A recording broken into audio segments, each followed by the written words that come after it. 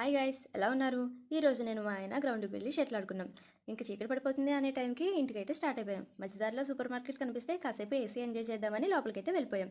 ఏం తీసుకోకుండా అలా అలా తిరిగితే ఏం బాగుంటుందని చెప్పి ఒక బాస్కెట్ తీసుకొని చేతికి దొరికిందల్లా దాంట్లో వేసేసాం.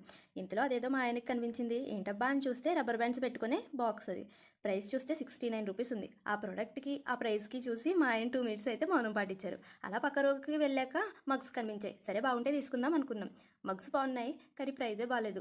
సింగిల్ మగ్ వచ్చేసి 60 రూపీస్ అంట అని మా అమ్మకి చెప్తే, ఇంట్లో పెయింట్ డబ్బాలు చాలా ఉన్నాయి, సార్ వచ్చినప్పుడు తీసుకెళ్ళండి.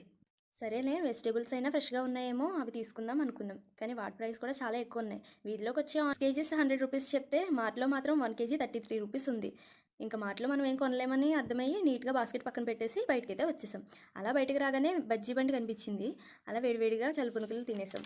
చట్నీ గ్లాస్తో వేయడం చూసి మైండ్ అయితే పోయింది. ఇంకా తినడం అయిపోయిన తర్వాత ఇంటికైతే స్టార్ట్ అయిపోయాం. ఈ రోజుకి ఇంతే ఫ్రెండ్స్, ఉంటాను. Bye bye.